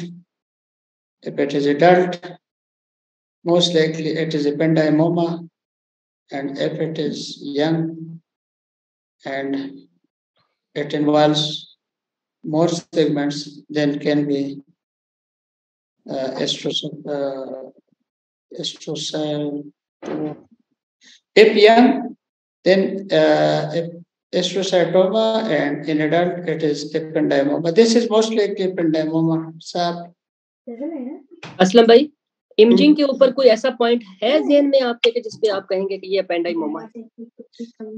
यार बात है रहीम भाई, इसमें जो सबसे बड़ी बात है कि इसका लोकेशन बताना और एनहांसमेंट है, और वो जो इंट्राड्यूरल एक्स्ट्रा मेडलरी, और वो जो ये क्या नजर आ रहा है, ये क्या नजर आ रहा है, ये वाला जो इसमें यार ये जो हाइपोइंटेंस साइन जो आ रहा है, हाँ हाँ, ये क्या है असलम भाई, ये क्या है, ये वाला ऊपर भी, ये वाला इसमें वो आ रहा है ना, वो कैपिंग जिसको बोलते हैं, हेमरेजिक कैपिंग। Excellent excellent. ये नजर आ रही है आपको, ये नजर आ रही है यार? कौन सा वाला? ये नीचे जो, हाँ ये तो लो है ना, ये लो है ना। हाँ, और अगर आप इसके कंपैरेटिवली इस इमेज को देखेंगे ना, T1 ये वाला जो नीचे वाला है, यस ठीक है, इसमें आप देखें कि यही जो कंपोनेंट जो इसमें लो हाइपर है, हाइपर इंटेंस है। यस, ये आप देखेंगे यही फोकस जो है वो कंट्रास्ट के ऊपर भी बाकी कंट्रास्ट वाले टिश्यू से हाइपर आ रहा है, नजर आ रहा है? यस। अगर इसको थोड़ा और जूम कर लें तो ये बाकी वाले टिश्यू से, इसका मतलब है ये ब्लीड था। हेमरेजिक मेट्स बना रहे हैं उसको? नहीं नहीं, एपेंडाइमोमा में होता है ना, एपेंडाइमोमा का कैपिंग है ना। जी जी जी जी जी, ठीक है। और ये सारी ऊपर और नीचे सीरिंग्स आ रही है इसमें, ये वाला ऊपर भी, ये वाला सीरिंग्स है, ये भी सीरिंग्स है, ये जी ये मैस है, ये भी सीरिंग्स है, ठीक है। और इसमें क्या आ रहा है? इसमें डॉक्टर साहब सिरिंग्स है, अबव एंड बिलो एसोसिएटेड सिरिंग्स है, और इसमें भी ये जो है ना, ये जो दूसरा एक्सेल इमेज दिखा रहे हैं, ये मैं जो सबसे नीचे दिखा रहा हूँ ना, ये वाला, इसमें देखें कि ये जो है ना सीरिंग्स, इसके कोई पेरिफेरली इनहेंसमेंट नहीं हो रही, नहीं है, ठीक है। अगर ये एस्ट्रोसाइटोमा होता तो उसके जो सिस्टिक कंपोनेंट होते हैं ना, उसकी इनहेंसमेंट होती है। आपने ये कैच किया पॉइंट? ये डॉक्टर साहब रिसेंट मैंने रिवाइज नहीं किया है ना। अच्छा चलिए, बार ये मैं आपको ये बता रहा हूँ, दोबारा बताएं जरा। सीरिंग्स ने जो है ना इनहेंस नहीं करना होता ना, तो जो एस्ट्रोसाइटोमा में यू नो कि सिस्टिक कंपोनेंट होता है साथ मैस का पार्ट, तो सिर्फ सी शिप होता है ना, वो तो सिर्फ सी शिप सिग्नल देगा ना। इसके साथ जो है ना एपेंडाइमोमा के साथ सीरिंग्स की एसोसिएशन होती है और हेमरेजिक कैप की, ठीक है। ये कैच पॉइंट होते हैं इस जस्ट ऑन इमेजिंग। हमें अगर हमें एज का ना पता हो तो हम इमेजिंग का भी थोड़ा बहुत हमें कुछ पॉइंट होने चाहिए ज़हन में कि जिसकी बेस पे हम कहें कि ये। जी मैडम। सर इसमें एक और चीज ये भी होती है कि एस्ट्रोसाइटोमा इसेंट्रिक होता है, थोरैसिक होता है और बच्चों में ज्यादा होता है, और एपेंडाइमोमा सेंट्रल होता है और नेक रीजन में ज्यादा होता है। यस मैडम, ये सेंटर में आ रहा है। अगर इसेंट्रिक होता तो हम इसको एस्ट्रोसाइटोमा बनाते और थोरैसिक में ज्यादा कम। प्लस मैडम सेगमेंट्स की इन्वॉल्वमेंट पे भी डिसाइड करते हैं ना, एक ज्यादा सेगमेंट्स को इन्वॉल्व करता है, और ये जो एपेंडाइमोमा होता है ये शॉर्ट सेगमेंट को इन्वॉल्व करता है ना। जी सर। तो वो जो दूसरा आप बता रहे हो ना एस्ट्रोसाइटोमा, वो ज्यादा। मैडम ओके असलम भाई, मैडम हिरा राणा है?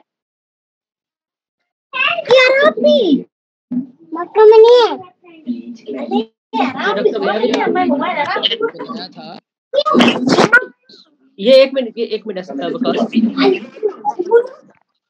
ये मैडम मैविश का जो माइक है हो रहा है।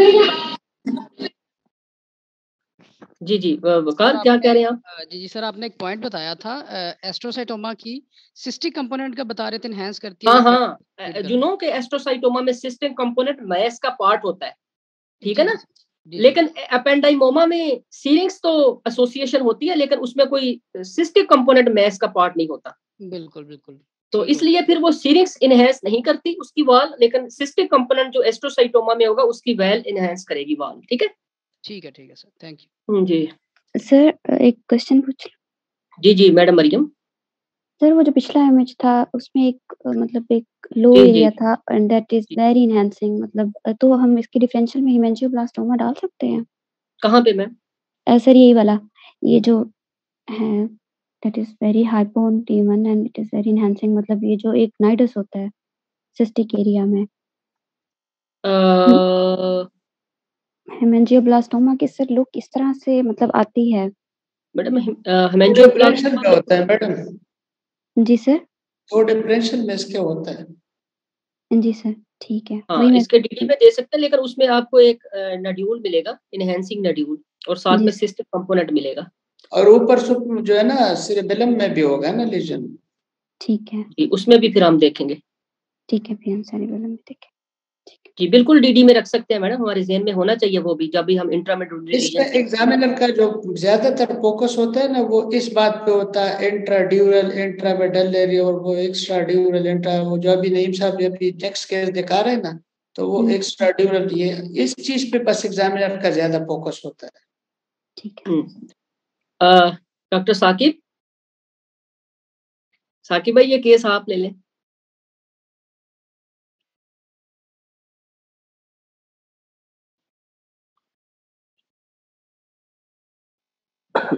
अस्सलाम वालेकुम। वालेकुम सलाम।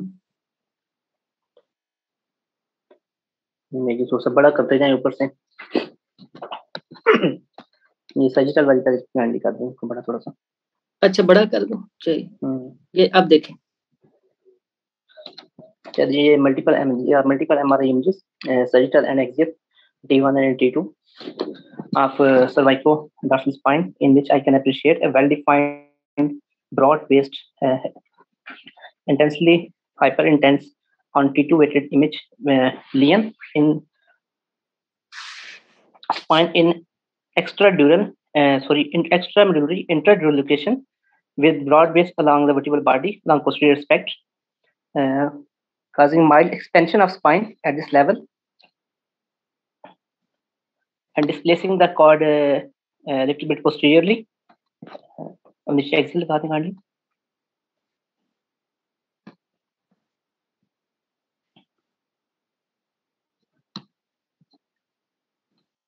ठीक है।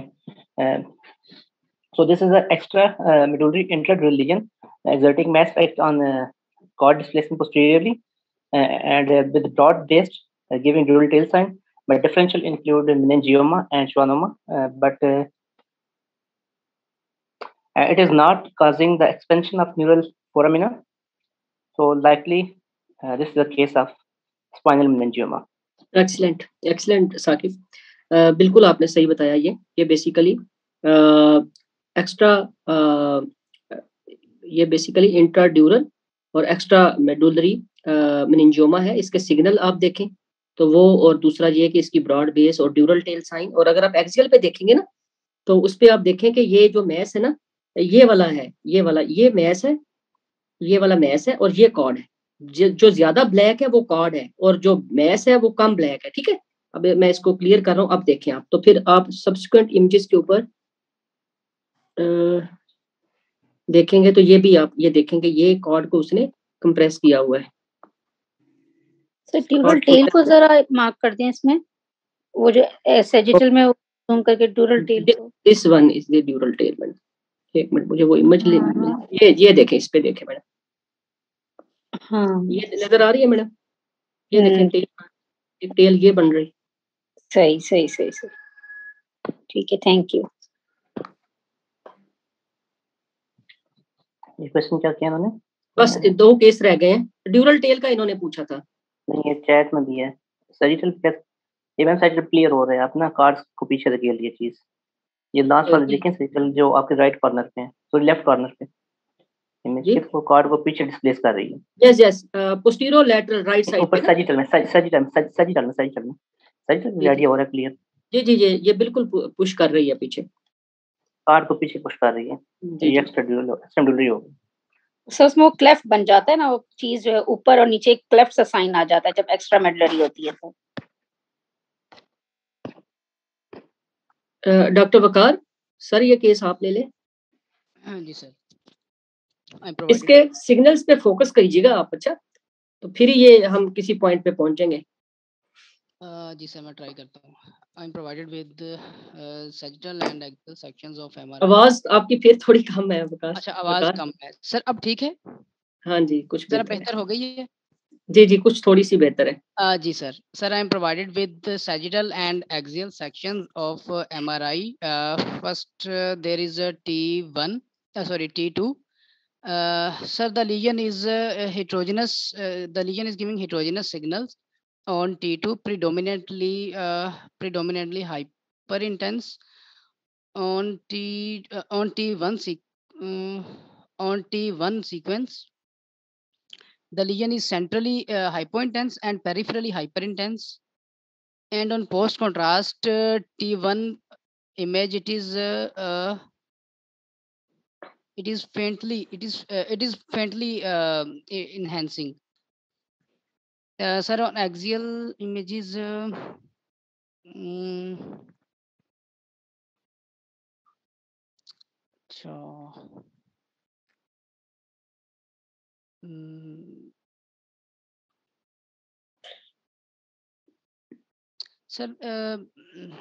yeah, the lesion is extradural, extramedullary, intradural तो नहीं है, sorry, intramedullary तो नहीं लग रही जी। The lesion seems to be extradural, extramedullary. नहीं, एक्स्ट्राड्यूरल है, एक्स्ट्रामेडुलरी, इंट्राड्यूरल है। जी सर, बिल्कुल इंट्राड्यूरल, एक्स्ट्रामेडुलरी जी। और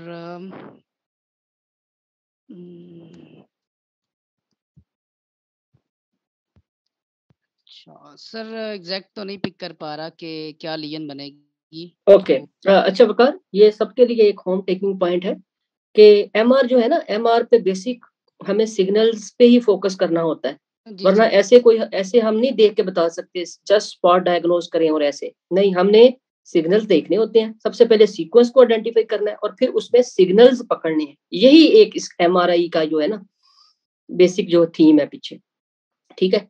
अब इसमें देखें कि ये ऐसे देखने में काफी मुश्किल लीजन नजर आती है, लेकिन अगर हम इसको स्प्लिट कर लें ना इसके सिग्नल्स को, तो पहले आप सिग्नल आइडेंटिफाई कर लें क्या है, सीक्वेंस कौन सा है। आप देखें कि ये वाला जो है ना, दिस इज द T1, ये T1 है और ये उसी का एक्सियल T1, ठीक है। ये वाला जो है ये बेसिकली जो सॉरी ये T2 है और ये T2 का ये एक्सियल है, ये T1 है, ठीक है, और इसी का ये एक्सियल है T1 का, और ये वाला जो है T1 पोस्ट कंट्रास्ट है और ये उसी का ही T1 पोस्ट कंट्रास्ट का एक्सियल है, ठीक है। तो क्या हो गया, T2, T1 और T1 पोस्ट कंट्रास्ट, ठीक है। अब ये लीजन जो है वो एक्स्ट्रा मेडुलरी और इंट्राड्यूरल है। अगर आप इस लीजन को दो पार्ट में डिवाइड कर लेना, नंबर 1 ये और नंबर 2 ये, ठीक है।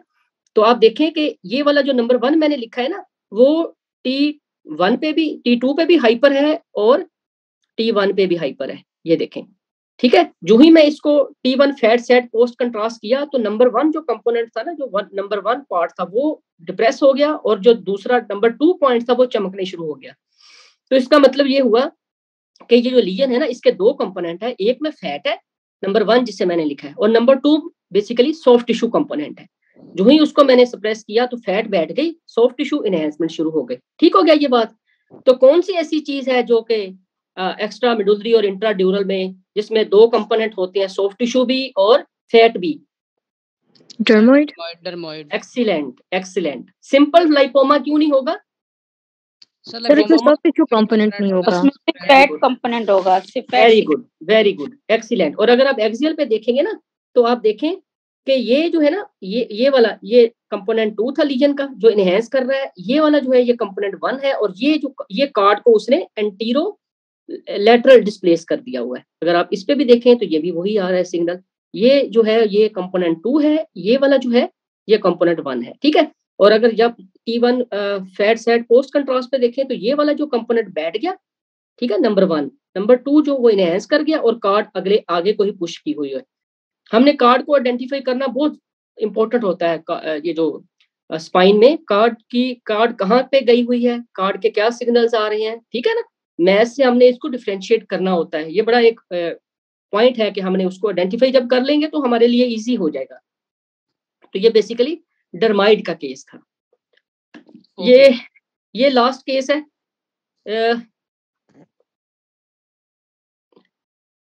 डॉक्टर आयशा मुमताज मैडम आप हैं?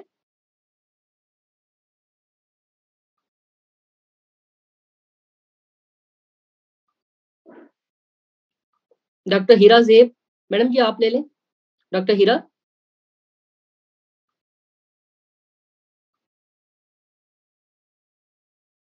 कोई भी ले ले। तो ये सारे अलग अलग केस हैं, ABCD? जी अलग अलग केस है सर। जो मैं लिख के कोशिश करती हूँ।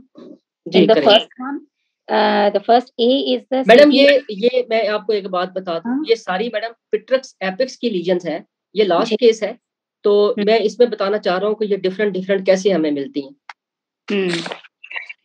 जी सर, इसके अंदर जो हमें मिल रही हैं, first is the CT at the level of the petrous bone soft tissue window, in which I can see there is a soft tissue density is noted at both sides of the petrous bone, and it's involving the internal auditory canal on the right side. It's also involving the internal auditory canal. So however on the right left पे भी है, लेकिन वो internal auditory canal किस तरह वो नहीं कर रही है involve. तो the diagnosis of the first one will be the, इसी के ऊपर उसका diagnose देना है सर। ये the first one is the showing this sclerotic lesions on density involving at the right petrous bone involving the internal auditory canal, जो कि सेक B वाले को अगर हम देखें तो इसके अंदर हमारा ये जिसके अंदर हाइपर इंटेंस सिग्नल है, which is involving the cerebellopontine angle को कर रहा है, and it's showing the involvement both in the porous acoustics and the internal auditory canal. So the B will be the madam आपने ए क्या बनाया है? ए में क्या आपका थॉट प्रोसेस आया? ये एक मिनट, doctor Maria Zahid and Sidra madam ji आप प्लीज म्यूट हो जाएं। Sir, in the first A1 it's lesion which is on CT. It's a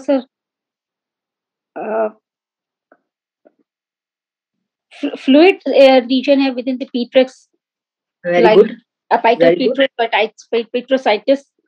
Yes. मुझे लग रहा है आप देखिए कि ये बिल्कुल अफ्यूजन हुई है राइट साइडेड पेट्रस एपेक्स, लेकिन जो इंटरनल सेप्टा है ना मैडम नीचे उसके वो बिल्कुल अपनी जगह पे ठीक पड़े हुए हैं, ठीक है। तो इसका मतलब है ये क्या है, सिंपल पेट्रस एपेक्स की अफ्यूजन हो गई है जी। हाँ, तो लेफ्ट साइड के ऊपर जो पेट्रस एपेक्स है जो कि एयर के इसमें लक्यूल्स आ रहे हैं, ये नॉर्मली होते हैं, ये नॉर्मल है, ठीक है। इसमें भी होंगे इस साइड पे भी, लेकिन क्योंकि अब वो फ्लूइड उसमें आ गया है तो वो फिल कर गए जी। ये नॉर्मल अफ्यूजन है। मैडम बी केस में क्या शो हो रहा है? सर बी में लग रहा है जैसे lesion which is hyperintense. देखिए ना, ये T2 है ना, ये T2 है, ये T2 और ये T1 है मैम। अब बताएं क्या हो गया? T1 पे ये इनहेंस कर गए, क्या जहन में आ गया फौरन से? सर सॉफ्ट टिश्यू आ गया जो कि इनहांस कर रहा है। तो क्या होता है पेट्रस एपेक्स का कौन सा टिश्यू जो कि T1 पे इनहेंस करेगा, तो क्या जहन में आएगा? Sir anybody? Cholesterol granuloma sir. लेकिन ये वो नहीं है, पैरागैंग्लियोमा। मेनिंजियोमा अगर वो इनहांस कर गया तो मेनिंजियोमा हो सकता है क्या? नहीं, इनहेंस तो कर ही नहीं रहा, T1 पे हाइपर आ गया। हाँ, T1 पे तो हाइपर आ गया। T1 पे हाइपर है, लेकिन इसमें ऐसी कौन सी बात है जो हम कहेंगे कि नहीं ये कोलेस्ट्रॉल, हालांकि T1 पे कोलेस्ट्रॉल ग्रैनुलोमा नहीं हाइपर होना होता है ना, तो हाइपर तो ये आ गया, तो फिर कौन सी ऐसी बात है कि जो ये उसको फेवर नहीं कर रही? हाँ मैडम, इसमें एक्सपेंशन होती है ना, एक्सपेंशन। Yes, very good. ये किसने बताया मैडम? सर मैंने, डॉक्टर जमीना ने। आप अच्छा, एक्सीलेंट मैडम जमीना। यस। एक्चुअली ना ये जो सेप्टा नजर आ रहे हैं ना आपको, ये वाले जो सेप्टा है इंटरनल सेप्टेशन है और ये इसमें फ्लूइड आ गया है, ठीक है। तो इससे इसकी जो अगली स्टेज होती है ना, जब इन्हीं ये जो रिटेंशन से बन रहा है, एक लॉकुलेटर से सिस्ट बन रहे हैं, जब इनकी ऑब्स्ट्रक्शन हो जाएगी ना, तो फिर वो उसको हम कहते हैं ये म्यूकोसील बन गई है। ठीक है। हाँ, इसका जो नेक्स्ट स्टेज आएगी ना, वो म्यूकोसील की आएगी। म्यूकोसील हमेशा एक्सपेंडेड होती है। ठीक है। म्यूकोसील से जो अगली जो चीज आएगी ना, वो होता है कोलेस्ट्रॉल ग्रेनुलोमा। ठीक है। अच्छा, अब म्यूकोसील और कोलेस्ट्रॉल ग्रेनुलोमा में कैसे फर्क करेंगे, क्योंकि दोनों में एक्सपेंशन हो रही है। तो म्यूकोसील कभी भी इनहेंसमेंट जो T1 जो इनहेंसमेंट है ना म्यूकोसील की, वो नहीं होती। क्या मैडम? कोलेस्ट्रॉल ग्रेनुलोमा इनहेंस करेगा। सही। ठीक है। तो कहने का मतलब है कि अगर नॉर्मल से सेप्टेशन आपको वो सिस्टिक सी चीजें सही बिल्कुल कोई एक्सपेंशन नहीं मिल रही, तो हमने कभी भी म्यूकोसील या कोलेस्ट्रॉल ग्रेनुलोमा के ऊपर नहीं जाना। ठीक है। तो ये बेसिकली जो है ना, ये भी वो ये नॉर्मल ही है। बेसिकली अफ्यूजन में भी हाइपर इंटेंस सिग्नल आ सकते हैं T1 के ऊपर, ये भी एक कैच पॉइंट है। लेकिन मेन चीज जो है, आप देखें कि बिल्कुल नॉर्मल से सेप्टा है, कोई उसमें एक्सपेंशन नहीं मिल रही। अब केस सी में देखें मैडम, इसमें क्या मिल रहा है आपको? इसमें सर केसी T1 और T2 है, जिसके अंदर हमें हाइपर, गौर से मैडम बताना है आपने। सर इसके अंदर जो T1 पे है हाइपो इंटेंस सिग्नल है, जबकि T2 पे वो हाइपर है, and that's involving the sir मेरे पास ये बार बार वो ड्रॉप कर रही है लाइन।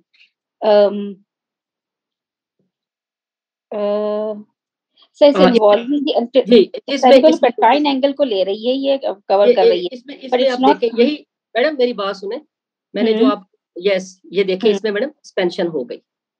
ठीक है। नॉर्मल इस जैसी शेप तो नहीं ना रही, ये देखिए। हाँ नहीं, सही एक्सपेंड हो गया ना। अब मैडम ये T1 के ऊपर हाइपो है, T2 पे हाइपर है, लेकिन है इसकी एक्सपेंशन। तो अब ये क्या है? म्यूकोसील। ये म्यूकोसील बन जाएगी। सही, वेरी गुड। ठीक है। और अब D के ऊपर आ जाए मैडम। अब D पे सही है, T1 पे भी हाइपर आ रहा है और T2 पे भी हाइपर आ रहा है, और तो, साथ में एक्सपेंडेड भी है, एक्सपेंडेड भी कर रहा है। एक्सपेंड भी हो गया, T1 T2 दोनों पे हाइपर आ गया। तो अब क्या बना ये? Sir that is granuloma, cholesterol granuloma बन जाएगा अब ये। That is cholesterol granuloma madam. ठीक है। ठीक है मैडम। ठीक है सर। तो पिट्रस एपेक्स की मैंने आपको अफ्यूजन भी दिखा दी। ठीक है। पिट्रस एपेक्स की मैंने आपको म्यूकोसील भी दिखा दी, और पिट्रस एपेक्स का मैंने आपको ग्रेनुलोमा भी दिखा दिया। ठीक है। बेसिकली इसको कोलेस्ट्रॉल ग्रेनुलोमा कहते हैं, लेकिन इसमें जो हाइपर इंटेंस सिग्नल आते हैं ना, वो कोलेस्ट्रॉल की वजह से नहीं आते, वो किसकी वजह से आते हैं? ब्लीड की वजह से। ठीक है। उसकी वजह ये है, उसकी वजह ये है, आप देखें इसमें कि ये वाला जो सीक्वेंस है ना, ये T2 है। ठीक है। ये वाला जो सीक्वेंस है ना, ये वाला जो सीक्वेंस, ये वाला T1 है, ये वाला T1, ये वाला T2 है। लेकिन ये सिंपल T2 नहीं है, ये T2 फैट सेट है। ओके। ठीक है। अगर इसमें फैट होती तो ये लीजन बैठ जाती। कोलेस्ट्रॉल, इसको मिसनोमर है इसका कोलेस्ट्रॉल। ठीक है। मिसनोमर से इसको नाम इसका रखा गया है, हालांकि कोलेस्ट्रॉल का इसमें कोई रोल नहीं है। तो इसका ये नाम हो सकता था कि म्यूकोसील विद हेमरेजिक कंपोनेंट, या ब्लडी म्यूकोसील, ये कह सकते थे इसको, क्योंकि इसी म्यूकोसील में ब्लड आ गया ना, तो ये कोलेस्ट्रॉल ग्रेनुलोमा बन गया। सही, ये फैट सप्रेस नहीं होगी। ठीक है। Yes ma'am, yes. ठीक है, सही है, थैंक यू। ठीक है। चलें, ये लास्ट केस था। होपफुली सर ये बी में आपने फ्यूजन ऑफ दी पीट्रस सेल्स का बताया था ना? हाँ जी। Image B. हाँ, वो पहला सिटी पे दिखाया, और जो बी है वो मैंने आपको MR पे दिखा दिया, वही चीज। ठीक, थैंक यू सर। जी चलें। Thank you sir. बहुत अच्छी क्लास थी। बहुत अच्छी क्लास थी सर। भाई वेरी ग्रेट। थैंक यू भाई, thank you sir, thank you. Take care, Allah Hafiz.